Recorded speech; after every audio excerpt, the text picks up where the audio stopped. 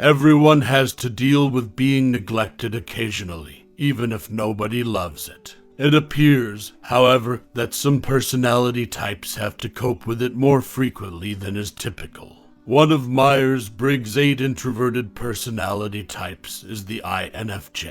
One of the personality kinds that is perhaps frequently disregarded is the INFJ.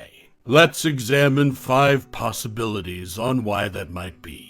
Why are INFJs neglected? 1. Because INFJs don't participate in the social hierarchy game. They may be overlooked. It's common knowledge that INFJs detest hierarchy, especially when it is obvious in a professional context at the organization they work for.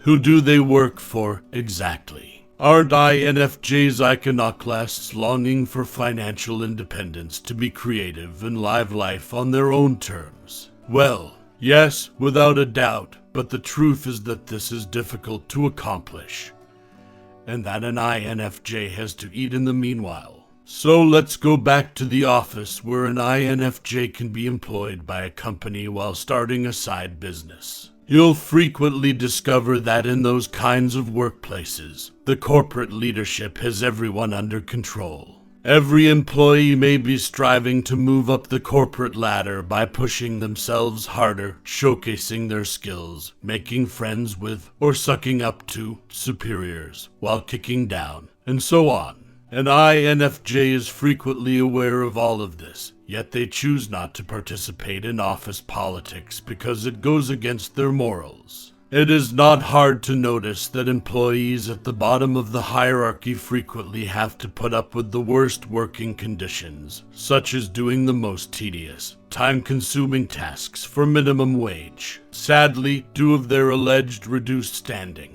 they run the risk of also being treated as less valuable employees. Corporate structure, a circus of horrible behavior.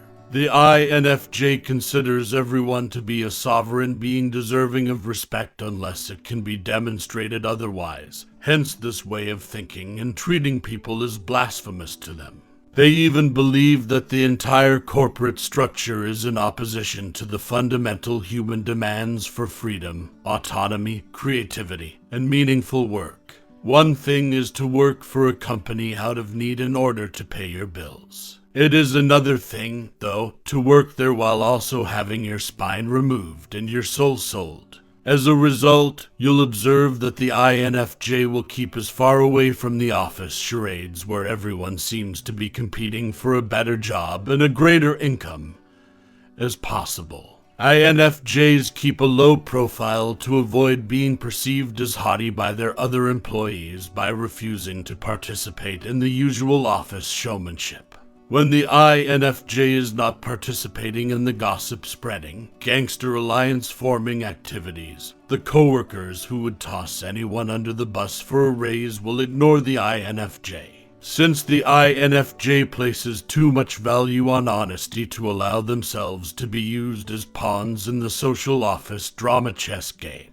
2. Because INFJs make other people uncomfortable, they may go unnoticed. As you may know, when it comes to the subjects that fascinate them, INFJs are always metaphorically drilling to deeper layers of comprehension, complicated and ethereal, issues that are extremely contradictory or gray. Instead of focusing on black versus white, INFJs prefer to discuss other types of themes: science, art, religion, society, psychology, and philosophy. You can wake an INFJ up in the middle of the night for any of these without hesitation, most likely because they are still awake at that hour.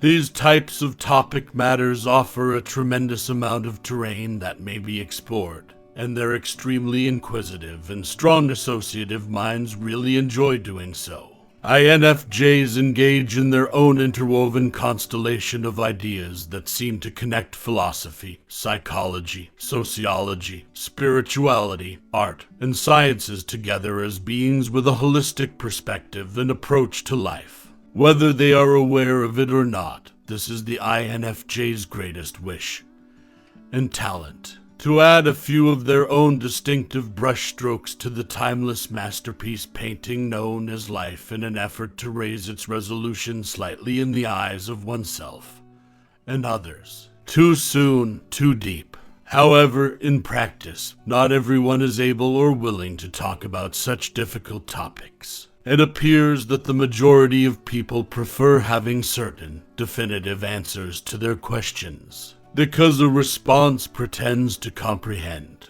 When dealing with difficult issues like philosophy, one needs to be able to be at ease with the possibility that there may not be a single solution that addresses every issue. When dealing with contradictory themes, one must also be able to hold two opposing ideas simultaneously, something that most people find to be exceedingly complicated and draining. Additionally, many people may experience an existential terror or an uneasy sense in relation to topics like psychology and spirituality. The INFJ is well suited to managing such subjects and frequently discusses them, whether they are the issue's more positive or negative aspects. However, despite their enthusiasm, they could face a lot of discrimination, because most guests want to get home safely and without incident from the cocktail party, and don't feel very comfortable discussing these life-altering existential issues. 3. INFJs could be forgotten about because they blend in. INFJs are no different from other introverts in that they don't particularly enjoy being the focus of attention. Additionally, INFJs are social chameleons that go above and above to maintain harmony in any group they are a part of, due to their extroverted feeling function, which is characterized by great empathy and a strong attention on others' emotional well-being. They give others a lot of room to speak, be, and express themselves. INFJs even encourage this by probing deeply with insightful questions from those they interact with. For individuals who are the focus of all that attention, this can be amazing. Going too far in focusing on others is one of the INFJ's dangers, too. They become so engrossed that they lose all sense of self. They run the risk of denying themselves the freedom to express themselves and to be empathetic. Since the extroverted feeling autopilot is so potent, overriding it necessitates a great deal of awareness and work. As a result, INFJs frequently go unnoticed in groups since they blend in and take care of everyone's emotional needs while everyone else stands out. Others may not even consciously choose to disregard the INFJ.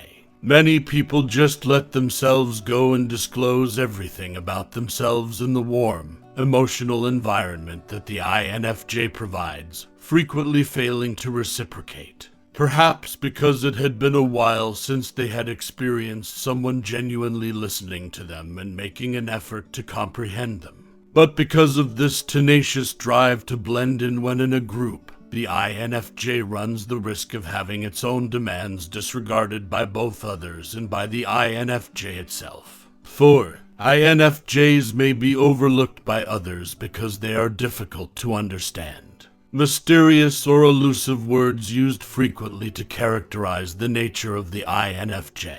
Even with a Myers-Briggs type indicator trained eye, detecting an INFJ might be difficult. It is incredibly difficult for the untrained eye to recognize one, much less comprehend this personality type. The INFJ can be perplexing because it is paradoxically both logical and emotional, introverted, but frequently highly charming. As a result, this can pique interest in others. But because INFJs are typically difficult to understand, they run the risk of being disregarded. Having trouble labeling someone can make a lot of individuals uncomfortable in social situations. They see a few different types of people, categories based on all the many kinds of people they had met throughout their lives. Which behaviors can be anticipated from you depend on the category to which you belong. Most individuals haven't experienced enough INFJs to even start constructing a conceptual category of where they would fit into because the INFJ is one of the rarest personality types. People often dislike uncertainty, and the likelihood that they will overlook someone they cannot categorize is great. The INFJ is aware of this on some level, and by attempting to maintain social harmony at all costs, they may be highly understanding of others. But over time, those with an open mind and enough curiosity will only take the time to comprehend the fascinating mystique of the INFJ. 5. Because of the toxic individuals in their social circle, INFJs may face discrimination. INFJs run a significant risk of drawing toxic people into their lives since they are empaths. The emotionally wounded and toxic people can find the perfect emotional sustenance in the INFJ's seemingly unwavering attentiveness. Those who exhibit an unhealthy propensity for narcissism, emotional instability, or emotional reliance are what I mean when I use the term toxic. They now have an extreme need for attention, self-medication, or reliance on their own survival strategies as a result of their emotional wounds. While the INFJ only provides, they selfishly only take from him or her. In this way, the relationship becomes highly one-sided and the needs of the INFJ are disregarded. For the INFJ, attracting toxic individuals is a major issue, particularly when they are younger, when they tend to be more innocent and have their hearts wide open without having developed any discernment over whom they should let in.